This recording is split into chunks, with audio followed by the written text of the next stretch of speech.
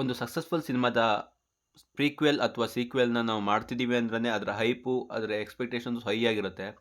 ಒಂದು ಚಿತ್ರ ಪ್ರಪಂಚನೇ ಕನ್ನಡ ಚಿತ್ರರಂಗದತ್ತ ತಿರುಗಿ ನೋಡೋ ಹಾಗೆ ಮಾಡಿರೋಂಥ ಚಿತ್ರ, ಕನ್ನಡ ಚಿತ್ರರಂಗಕ್ಕೆ, ಕನ್ನಡ ಫಿಲ್ಮ್ ಇಂಡಸ್ಟ್ರಿಗೆ ಒಂದು ಮೈಲುಗಲ್ಲಾಗಿರುವಂಥ ಚಿತ್ರ. ಅಂಥ ಸಿನಿಮಾಕ್ಕೆ ಒಂದು ನಾವು ಸೀಕ್ವೆಲ್ ಅಥವಾ ಪ್ರೀಕ್ವೆಲ್ ಮಾಡ್ತಿದ್ದೀವಿ ಅಂದರೆ ಎಕ್ಸ್ಪೆಕ್ಟೇಷನ್ಸ್ ಹೇಗಿರ್ಬೋದು? ಹೈಪ್, ಎಕ್ಸ್ಪೆಕ್ಟೇಷನ್ ಎಲ್ಲ ಮುಗಿಲು ಮುಟ್ಟಿತ್ತು.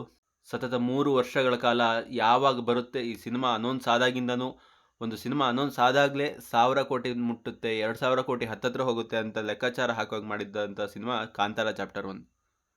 ಇವತ್ತು 3 ವರ್ಷಗಳ ಬಳಿಕ, ಅಂದರೆ ಕಾಂತಾರ ರಿಲೀಸ್ ಆಗಿ 3 ವರ್ಷ ಆದಮೇಲೆ ಇವತ್ತು ಈ ಸಿನಿಮಾ ಎಲ್ಲ ವಿಶ್ವಾದ್ಯಂತ ರಿಲೀಸ್ ಆಗಿದೆ. ನೋಡ್ಕೊಂಬಂದಿದ್ದೀವಿ. ಹೇಗೆ ಅನಿಸ್ತು ಸಿನಿಮಾ, ಯಾವ ರೀತಿ ಎಕ್ಸ್ಪೀರಿಯನ್ಸ್ ಕೊಡ್ತು, ಏನು ಇಷ್ಟ ಆಯಿತು, ಏನು ಕಷ್ಟ ಆಯಿತು, ಎಲ್ಲ ನೋಡೋಣ ಬನ್ನಿ.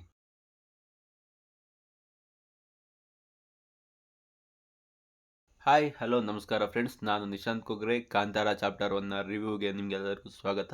ಲೇಟ್ ಮಾಡ್ದೇ ಬೇಗ ರಿವ್ಯೂ ಕಡೆ ಹೋಗೋಣ ಬನ್ನಿ. ಕೊನೆಯಲ್ಲಿ ಹೇಳೋವಂಥ ವಿಷಯನ ಮೊದಲೇ ಹೇಳ್ಬಿಡ್ತೀನಿ. ಏನಪ್ಪ ಅಂದರೆ, ಇನ್ ಕೇಸ್ ನೀವೇನಾದರೂ ಈ ಸಿನಿಮಾ ಟಿ ವಿಯಲ್ಲಿ ಬರುತ್ತೆ ಅಥವಾ ಒ ಟಿ ಟಿಯಲ್ಲಿ ಬರುತ್ತೆ, ಒ ಟಿ ಟಿಯಲ್ಲಿ ಬಂದಾಗ ನೋಡ್ಕೊಂಡ್ರಾಯ್ತು ಅಂತ ಏನಾದರೂ ನೀವು ಅಂದ್ಕೊಂಡಿದ್ರೆ, ಕಾಯ್ತಾ ಇದ್ದರೆ, ದಯವಿಟ್ಟು ಆ ತಪ್ಪನ್ನು ಮಾಡೋಕ್ಕೆ ಹೋಗಬೇಡಿ. ಯಾಕೆ ಅಂದರೆ ಈ ಸಿನಿಮಾನ ಥಿಯೇಟ್ರಲ್ಲೇ ಎಕ್ಸ್ಪೀರಿಯೆನ್ಸ್ ಮಾಡಬೇಕು. ಥಿಯೇಟ್ರಲ್ಲಿ ಎಕ್ಸ್ಪೀರಿಯೆನ್ಸ್ ಮಾಡುವಂಥ ಸಿನಿಮಾ ಅಪರೂಪದ. ಕೆಲವು ಸಿನಿಮಾಗಳಲ್ಲಿ ಇದು ಟಾಪಲ್ಲಿರುತ್ತೆ ಅನ್ಸುತ್ತೆ ಮೋಸ್ಟ್ಲಿ. ದಯವಿಟ್ಟು ಯಾರು ವೆಯ್ಟ್ ಮಾಡಬೇಡಿ. ಫಸ್ಟು ನಿಮ್ಮ ಹತ್ತಿರದ ಥಿಯೇಟ್ರ್ಗಳಿಗೆ ಹೋಗಿ ಈ ಸಿನಿಮಾನ ನೋಡಿ ಬನ್ನಿ. ಈಗ ಈ ಸಿನಿಮಾನ ಹೇಗಿದೆ ಏನಂತ ಡಿಸ್ಕಸ್ ಮಾಡೋಣ.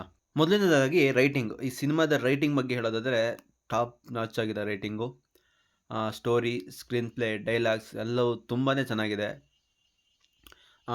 ವಿಶೇಷವಾಗಿ ಅಂದರೆ ಕ್ಯಾರೆಕ್ಟರ್ ರೈಟಿಂಗು, ಕ್ಯಾರೆಕ್ಟರ್ಗಳನ್ನು ಬರ್ಕೊಂಡಿರೋ ಅಂಥ ರೀತಿ ತುಂಬಾ ಚೆನ್ನಾಗಿದೆ. ಬೆರ್ಮೆ ಅನ್ನೋ ಪಾತ್ರ, ಕನಕವತಿ ಪಾತ್ರ, ಆಮೇಲೆ ರಾಜರ ಪಾತ್ರ ಎಲ್ಲವೂ ತುಂಬ ಅಂದರೆ ತುಂಬಾ ಚೆನ್ನಾಗಿ ಬರ್ಕೊಂಡಿದ್ದಾರೆ. ಪೇಪರ್ ಮೇಲೆ, ಆನ್ ಪೇಪರ್ ಮೇಲೆ ತುಂಬ ಚೆಂದ ವರ್ಕ್ ಆಗಿದೆ. ಇದು ನಮಗೆ ಕಾಂತಾರದಲ್ಲೂ ಕಾಣುತ್ತೆ, ಸರ್ಕಾರಿಯಲ್ಲೂ ಕಾಣುತ್ತೆ, ಕಿರಿಕ್ ಪಾರ್ಟಿಯಲ್ಲೂ ಕಾಣುತ್ತೆ. ರೈಟಿಂಗ್ ಅನ್ನೋದು ರಿಷಬ್ ಶೆಟ್ಟಿ ಅವರ ಡೈರೆಕ್ಷನ್ನಲ್ಲಿ ಯಾವತ್ತೂ ವೀಕ್ ಆಗಿಲ್ಲ. ಸೊ ರೈಟಿಂಗಲ್ಲಿ ಅದು ಆಬ್ವಿಯಸ್ಲಿ ಗೊತ್ತಿತ್ತು ರೈಟಿಂಗ್ ತುಂಬಾ ಚೆನ್ನಾಗಿರುತ್ತೆ ಅಂತ. ಮತ್ತೊಂದು ಇಂಪಾರ್ಟೆಂಟ್ ಅಂದರೆ ಕಾಂತಾರ ಮೊದಲನೇ ಪಾರ್ಟಲ್ಲಿ ವರ್ಕ್ ಆಗಿದೆ. ಅಂದರೆ ಲಾಸ್ಟ್ ಎಲ್ಲರಿಗೂ ಕ್ಲೈಮ್ಯಾಕ್ಸ್ ಇಷ್ಟ ಆದರೂ ಕೂಡ ಎಲ್ಲ ವರ್ಕ್ ಆಗಿದ್ದೇನಪ್ಪ ಅಂದರೆ ಕಾಮಿಡಿ. ಅಂದರೆ ಅಲ್ಲಿವರೆಗೂ ತಗೊಂಡೋಗ್ಬೇಕಲ್ಲ, ಅಂದರೆ ಎಂಗೇಜಿಂಗ್ ಆಗಿ ಕುತ್ಕೊಬೇಕಲ್ಲ. ಕ್ಲೈಮ್ಯಾಕ್ಸ್ ಒಂದು ಚೆನ್ನಾಗಿದ್ದರೆ ಸಾಕಾಗುತ್ತಾ? ಅಲ್ಲಿವರೆಗೂ ಜನರು ಕುತ್ಕೊಬೇಕಲ್ಲ.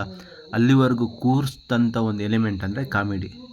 ಅದು ಇಲ್ಲೂ ಕೂಡ ವರ್ಕ್ ಆಗಿದೆ. ಇನ್ಫ್ಯಾಕ್ಟ್ ತುಂಬಾ ಚೆನ್ನಾಗಿ ವರ್ಕ್ ಆಗಿದೆ. ಪ್ರಕಾಶ್ ತುಮಿನಾಡ್ ಆಗಿರ್ಬೋದು, ರಾಕೇಶ್ ಪೂಜಾರಿ ಆಗಿರ್ಬೋದು, ಅದ್ರ ಜೊತೆಗೆ ಇನ್ನೂ ಒಂದಷ್ಟು ಪ್ರಮೋದ್ ಶೆಟ್ಟಿ ಅವರಾಗಿರ್ಬೋದು, ತುಂಬ ಜನ ಇಲ್ಲಿ ಕಾಮಿಡಿ ವರ್ಕ್ ಟೈಮಿಂಗ್ ತುಂಬಾ ಚೆನ್ನಾಗಿದೆ, ತುಂಬ ಚೆನ್ನಾಗಿ ವರ್ಕ್ ಆಗಿದೆ. ನೀವು ಫಸ್ಟಿಂದ ಕೊನೆ ತನಕ ನಗ್ತಾನೆ ಇರ್ತೀರಿ. ಅದ್ರ ಜೊತೆಗೆ ಮಧ್ಯ ವಾವ್ ಮೂಮೆಂಟ್ಗಳು ಬೇರೆ ಇದ್ದಾವೆ. ಇಲ್ಲಿ ಎರಡನೇ ಅಂಶ ಏನಪ್ಪ ಅಂದರೆ ಪ್ರೊಡಕ್ಷನ್. ಹೊಂಬಾಳೆ ಅವರಿಗಂತೂ ಒಂದು ದೊಡ್ಡ ಸಲ್ಯೂಟ್ ಹೊಡಿಲೇಬೇಕು. ಯಾಕೆ ಅಂದರೆ ಇಂಥ ಒಂದು ವಿಜುವಲ್ಸ್ ಸ್ಟ್ರೇಟ್ ಕಣ್ಣಿಗೆ ಹಬ್ಬ ಅಂತ ಹೇಳ್ಬೋದು. ಅಂಥ ಒಂದು ವಿಜುವಲ್ಸು, ಅಂಥ ಒಂದು ಎಕ್ಸ್ಪೀರಿಯೆನ್ಸ್ನ, ಥಿಯೇಟರ್ ಎಕ್ಸ್ಪೀರಿಯೆನ್ಸ್ನ ಕೊಡಬೇಕು ಅಂದರೆ ಸಾಮಾನ್ಯದ ಮಾತಲ್ಲ. ಅದು ಅವರು ಆ ರಿಷಬ್ ಶೆಟ್ಟಿ ಅವರ ಒಂದು ಕ್ಯಾಲಿಬರ್ನ ನಂಬಿ ಅವರಿಗೆ ಇನ್ವೆಸ್ಟ್ ಮಾಡಿರೋ ಅಂಥದ್ದಕ್ಕೆ ಅವರಿಗೆ ಒಂದು ಹ್ಯಾಟ್ಸಪ್ ಹೇಳ್ಬೇಕು. ಆ ಅರಮನೆ, ಆ ಸೆಟ್ಗಳು ಟಾಪ್ ನಾಚ್. ಪ್ರೊಡಕ್ಷನ್ ವ್ಯಾಲ್ಯೂ ಅಂತೂ ಸಖತ್ತಾಗಿತ್ತು ಈ ಸಿನಿಮಾದು. ನಾವು ಕಂಪ್ಲೀಟಾಗಿ ಆ ಪ್ರಪಂಚದೊಳಗೇನೆ, ಅಂದರೆ ಆ ಕಾಂತಾರದ ಪ್ರಪಂಚದೊಳಗೇನೆ ಮುಳುಗಿ ಹೋಗಿದ್ದೀವೇನೋ, ಆ ಪ್ರಪಂಚದೊಳಗೆ ಇದ್ದೀವೇನೋ ಅನ್ನೋ ಥರ ಎಕ್ಸ್ಪೀರಿಯೆನ್ಸ್ ಕೊಟ್ಟಿದ್ದಾರೆ. ಅದಕ್ಕೆ ಮುಖ್ಯ ಕಾರಣ ಅಂದರೆ ಬಹುಶಃ ಹೊಂಬಾಳೆ ಫಿಲ್ಮ್ಸ್ ಅಂತ ಹೇಳ್ಬೋದು. ಅವರು ಪ್ರೊಡಕ್ಷನ್ಗೆ ಅವರ ಒಂದು ರಿಷಬ್ ಶೆಟ್ಟಿ ಅವರನ್ನು ನಂಬಿ ಇನ್ವೆಸ್ಟ್ ಮಾಡಿರೋದಕ್ಕೆ ಹ್ಯಾಟ್ಸ್ ಆಫ್ ಅಂತ ಹೇಳ್ತೀನಿ.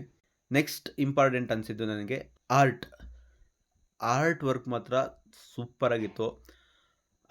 ಅರಮನೆಯ ಸೆಟ್ಗಳು, ಆಮೇಲೆ ಕೋಟೆ ಸೆಟ್ಗಳು, ನೆಕ್ಸ್ಟು ಅಲ್ಲಿ ಕಾಂತಾರದವರ ಬಿಡಾರ, ಹೀಗೆ ಕಾಡಿನ ಸೆಟ್ಗಳು. ಕಾಡನ್ನು ರಿಯಲಿಸ್ಟಿಕ್ ಆಗಿ ನಾವು ಕಾಡಲ್ಲೇ ಶೂಟ್ ಮಾಡಿರೋದು ಅಂತ ರಿಷಬ್ ಅವ್ರು ಹೇಳಿದ್ದಾರೆ ಇಂಟರ್ವ್ಯೂಗಳಲ್ಲಿ. ಬಟ್ ಆರ್ಟ್ ವರ್ಕ್ ಮಾತ್ರ ಅದ್ಭುತ ಅಂತ ಹೇಳ್ಬೋದು. ರಿಯಲಿಸ್ಟಿಕ್ ಆಗಿ ನಾವು ಅಲ್ಲೇ ಇದ್ದೀವಿ ಅನ್ನೋ ಎಕ್ಸ್ಪೀರಿಯೆನ್ಸ್, ನಾವು ಹಿಂದೆ ಹೇಳ್ದಂಗೆ ಅಲ್ಲೇ ಇದ್ದೀವಿ ಅನ್ನೋ ಎಕ್ಸ್ಪೀರಿಯೆನ್ಸ್ ಕೊಟ್ಟಿದ್ದಾರೆ. ಸೊ ಆರ್ಟ್ ವರ್ಕು ಇದರದ ಮೇಯ್ನು, ಕಾಂತಾರ ಸಿನಿಮಾದ ಮೇಯ್ನ್ ಪಾಯಿಂಟ್. ನೆಕ್ಸ್ಟ್ ವಿಷಯ ಏನಪ್ಪ ಅಂದರೆ ಮ್ಯೂಸಿಕ್ ಮತ್ತು ಬ್ಯಾಕ್ಗ್ರೌಂಡ್ ಸ್ಕೋರ್. ಅಜನೀಶ್ ಲೋಕನಾಥ್ ಅವರು ಈ ಸಿನಿಮಾದ ಮ್ಯೂಸಿಕ್ ಡೈರೆಕ್ಟರ್ ಆಗಿದ್ದಾರೆ. ನನಗೆ ಒಂದು ಮಾತ್ರ ಪಕ್ಕ ಇತ್ತು ಸಿನಿಮಾಗೆ ಹೋಗೋ ಮೊದಲು, ಯಾರು ಡಿಸಪಾಯಿಂಟ್ ಮಾಡಿದ್ರು ಅಜನೀಶ್ ಅವರಂತೂ ಡಿಸಪಾಯಿಂಟ್ ಮಾಡಿರಲ್ಲ ಅಂತ. ಯಾಕೆಂದರೆ ಒಂದು ಇಂಟರ್ವ್ಯೂನಲ್ಲಿ ರಿಷಬ್ ಅವರು ಹೇಳ್ತಾರೆ, ಇಡೀ ಸಿನಿಮಾ ಒಂದು ತೂಕ ಆದರೆ ಅಜನೀಶ್ ಲೋಕನಾಥ್ ಅವರೇ ಇನ್ನೊಂದು ತೂಕ ಅಂತ. ಕೆಲವೊಂದು ಬ್ಯಾಕ್ಗ್ರೌಂಡ್ ಸ್ಕೋರುಗಳು ಮೈ ಜುಮ್ಮನ್ನು, ಈಗ ವಿಜುವಲ್ಸಲ್ಲಿ ಎಷ್ಟೇ ನಾವು ಏನೇ ತೋರಿಸಿದ್ರು ಅಲ್ಲಿ ಅದಕ್ಕೆ ತಕ್ಕಂಗೆ ಬ್ಯಾಕ್‌ಗ್ರೌಂಡ್ ಸ್ಕೋರ್ ಕೊಟ್ಟಾಗ ಮಾತ್ರ ಅದೊಂದು ಫೀಲ್‌ನ ನಮಗೆ ತುಂಬೋಕೆ ಸಾಧ್ಯ. ಆ ಕೆಲಸನ ಅಚ್ಚುಕಟ್ಟಾಗಿ, ಮಸ್ತಾಗಿ ಅಜನೀಶ್ ಅವ್ರು ಮಾಡಿದ್ದಾರೆ. ಅಜನೀಶ್ ಅವ್ರ ಬಗ್ಗೆ ಒಂದು ಬೇಜಾರಿದೆ, ಅದನ್ನ ಕೊನೆಯಲ್ಲಿ ಮಾತಾಡೋಣ. ಈಗ ಮುಂದಿನ ಕಡೆ ಹೋಗೋದಾದರೆ, ಮುಂದೆ ಸಿನಿಮಾಟೋಗ್ರಫಿ ಮತ್ತು ಎಡಿಟಿಂಗ್.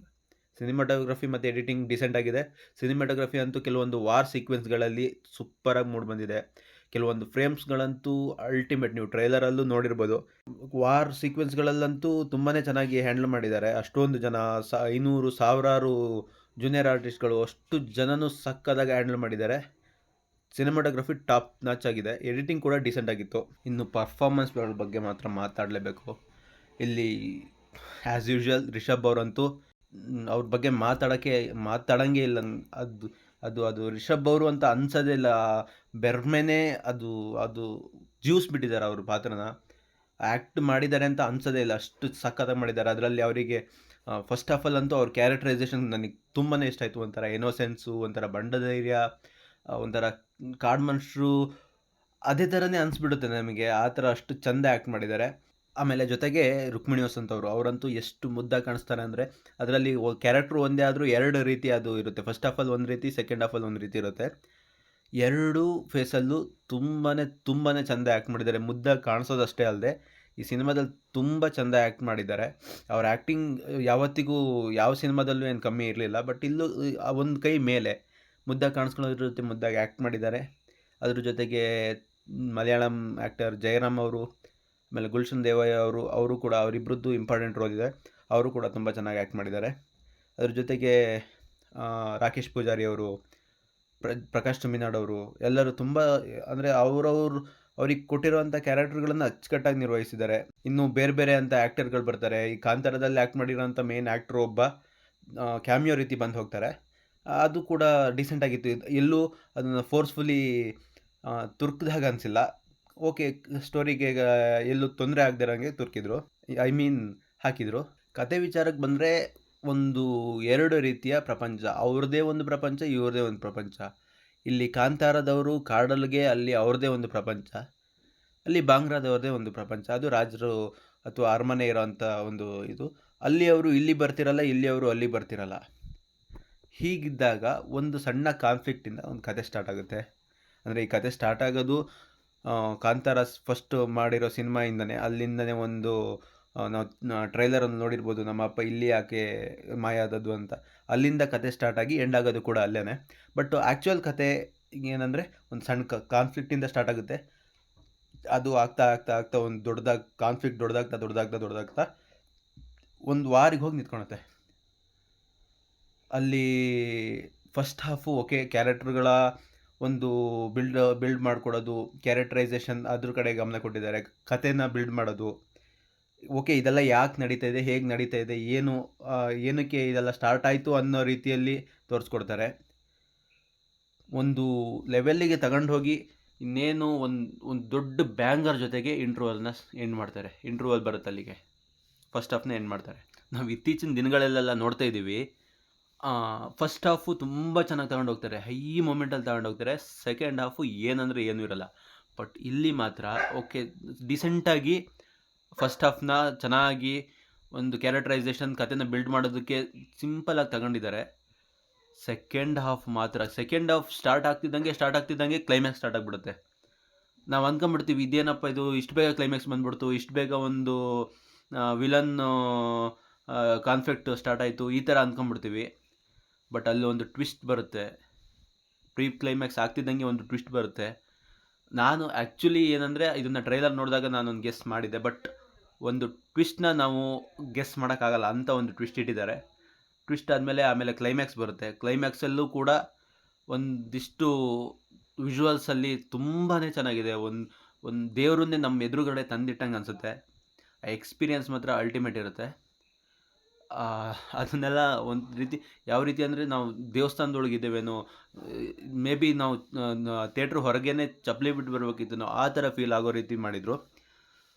ಅಷ್ಟು ವಿಜುವಲ್ಸಲ್ಲಿ ಅಷ್ಟು ಚೆಂದ ಇರೋವಂಥ ಒಂದು ಸಿನಿಮಾ ಇದು. ಇನ್ ಕೇಸ್ ನೀವೇನಾದರೂ, ಮತ್ತೆ ಹೇಳ್ತಾ ಇದ್ದೀನಿ, ಇನ್ ಕೇಸ್ ನೀವೇನಾದರೂ OTT ಹೋಗಿ ಸಿನಿಮಾನ ನೋಡಬೇಕು ಅನ್ನೋದು ನಿಮ್ಮ ತಲೆಯಲ್ಲಿದ್ದರೆ, ದಯವಿಟ್ಟು ಈ ತಪ್ಪನ್ನು ಮಾಡೋಕ್ಕೆ ಹೋಗ್ಬಿಡಿ. You are missing so much. ಅಷ್ಟು ಒಂದು ನಿಮಗೆ ಎಕ್ಸ್ಪೀರಿಯನ್ಸ್ ಕೊಡುತ್ತೆ. ಗೂಸ್ ಬಂಪ್ಸು ಪಾಯಿಂಟಲ್ಲೂ ಗೂಸ್ ಬಂಪ್ಸ್ ಕೊಡುತ್ತೆ. ಅದರಲ್ಲಿ ನನಗಂತೂ ಆ ಹುಲಿ ಕ್ಯಾರೆಕ್ಟರ್, ಹುಲಿ ಸೀಕ್ವೆನ್ಸ್ ಒಂದಿದೆ, ತುಂಬ ಅಂದರೆ ತುಂಬಾ ಇಷ್ಟ ಆಯಿತು. ಅದ್ರ ಜೊತೆಗೆ ಇನ್ನೊಂದು ಪಾತ್ರ ಬರುತ್ತಲ್ಲಿ, ಹೇಳಿದರೆ ಸ್ಪಾಯ್ಲರ್ ಆಗುತ್ತಾನೆ, ಬಟ್ ಅಲ್ಲೊಂದು ಪಾತ್ರ ಅಂದರೆ ಬರುತ್ತೆ ಅಂದರೆ ಅವಾಗ ಬಂದು ಹೋಗುತ್ತೆ, ಒಂದು ರೀತಿ ಮೋಟಿವೇಟ್ ಕೊಟ್ಟ ರೀತಿ ಇರುತ್ತೆ ಅದು. ಆ ಪಾತ್ರ ಮಾತ್ರ ನನಗೆ ಸಿಕ್ಕಾಪಟ್ಟೆ ಇಷ್ಟ ಆಯಿತು. ನೀವು ಥಿಯೇಟ್ರಲ್ಲಿ ನೋಡಿದರೆ ಅದು ನಿಮಗೂ ಕೂಡ ಇಷ್ಟ ಆಗುತ್ತೆ. ಇದ್ರ ಜೊತೆಗೆ ಒಂದಷ್ಟು ಆ ಬಾವಿ ಒಳಗಿನ ಸೀಕ್ವೆನ್ಸು, ಆ ಬಾವಿ ಒಳಗೆ ನಮ್ಮ ಅಥವಾ ಅವರು ತುಳುನಾಡಿನ ಒಂದು ಕಲ್ಚರ್ನ, ಅವರ ಒಂದು ಇತಿಹಾಸನ ತಂದಿರೋ ರೀತಿ ಆ ಬಾವಿ ಒಳಗಿನ ಸೀಕ್ವೆನ್ಸ್ ಅಂತೂ ಅದ್ಭುತವಾಗಿದೆ. ಕ್ಲೈಮ್ಯಾಕ್ಸ್ ಅಂತೂ ವಿಜುವಲ್ ಟ್ರೀಟ್, ಅಲ್ಟಿಮೇಟ್. ಸೊ ಈ ಸಿನಿಮಾದಲ್ಲಿ ನೆಗೆಟಿವ್ಸ್ ಕಡೆ ನೋಡೋದಾದರೆ, ನೆಗೆಟಿವ್ ಅಂತ ನನಗೆ ಏನಂದರೆ ಏನು ಅನಿಸಿಲ್ಲ. ಬಟ್ ನಾನು ಮೊದಲೇ ಹೇಳ್ದಂಗೆ ಅಜನೀಶ್ ಲೋಕನಾಥ್ ಅವ್ರ ಬಗ್ಗೆ ಒಂದು ಬೇಜಾರಿದೆ. ಯಾಕೆ ಅಂದರೆ, ನಾವು ಕಾಂತಾರ ಫಸ್ಟ್ ಪಾರ್ಟಲ್ಲಿ ನೋಡಿದಾಗ ಒಂದಷ್ಟು ಹಾಡುಗಳು ಹಿಟ್ಟಾಗಿದ್ವು, ತುಂಬ ಚೆನ್ನಾಗಿದ್ವು. ಅಂದರೆ ಇಲ್ಲೂ ಹಾಡುಗಳಿದ್ದಾವೆ, ತುಂಬ ಚೆನ್ನಾಗಿದ್ದಾವೆ. ಬಟ್ ನಾವು ಸಿಂಗಾರ ಸಿರಿಯೇ ಅಥವಾ ವರಾಹ ರೂಪಂ ಇವನ್ನೆಲ್ಲ ನಾವು ಆವಾಗವಾಗ ಥಿಯೇಟ್ರಿಂದ ಹೊರಗಡೆ ಬಂದ ತಕ್ಷಣ ಕೂಡ ನಮಗೆ ನೆನಪಿರೋವಂಥ ಸಾಂಗ್ಗಳು ಇದ್ವು. ಬಟ್ ಇಲ್ಲಿ ಆ ಥರ ಅನಿಸೋವಂಥ ಸಾಂಗ್ಗಳು ನನಗೆ ಯಾವುದೂ ಅನಿಸಿಲ್ಲ. ಒಂದು ವರಾಹ ರೂಪಂ ಸಾಂಗ್ನೇ ಬೇರೆ ರೀತಿ ಲಿರಿಕ್ಸ್ ಬರೆದು ಅದನ್ನೇ ಮತ್ತೆ ಇಟ್ಟಿದ್ದಾರೆ. ಬೇರೆ ಇನ್ನೊಂದು ಸಾಂಗ್ ಇತ್ತು, ಅದು ಕೂಡ ಡೀಸೆಂಟ್ ಆಗಿತ್ತು. ಈಗ ಆಲ್ರೆಡಿ ಒಂದು 2-3 ಸಾಂಗ್ನ ಬಿಟ್ಟಿದ್ದಾರೆ, ಅವು ಡೀಸೆಂಟ್ ಆಗಿದ್ವು, ಓಕೆ. ಬಟ್ ಕಾಂತಾರ ಫಸ್ಟ್ ಪಾರ್ಟ್ನಷ್ಟು ನನಗೆ ಸಾಂಗಲ್ಲಿ ಸ್ಯಾಟಿಸ್ಫ್ಯಾಕ್ಷನ್ ಸಿಕ್ಕಿಲ್ಲ. ಓಕೆ, ವೆಲ್ ಆ್ಯಂಡ್ ಗುಡ್ ಅಂತ ಹೇಳ್ತೀನಿ. ನನ್ನ ರೇಟಿಂಗ್ಸ್ ಈ ಸಿನಿಮಾಗೆ 4.9 ಔಟ್ ಆಫ್ 5. ದಯವಿಟ್ಟು ನನ್ನ ಸಜೆಷನ್ ಏನಪ್ಪ ಅಂದರೆ, ಈ ಸಿನಿಮಾನ ಥಿಯೇಟ್ರಿಗೆ ಹೋಗಿ ನೋಡಿ. ನಿಮಗೆ ಹೋಗಿ ನೋಡೋ ಪ್ಲಾನಿಂಗ್ ಈ ವೀಕೆಂಡಲ್ಲಿ ಇಲ್ಲ ಅಂದರೆ ನೆಕ್ಸ್ಟ್ ವೀಕೆಂಡಲ್ಲಾದರೂ ಹೋಗಿ ನೋಡಿ ಅನ್ನೋದು ನನ್ನ ಸಜೆಷನ್. Thank you. ವಿಡಿಯೋನ ಮುಗಿಸೋಣ. Thank you so much. Keep watching.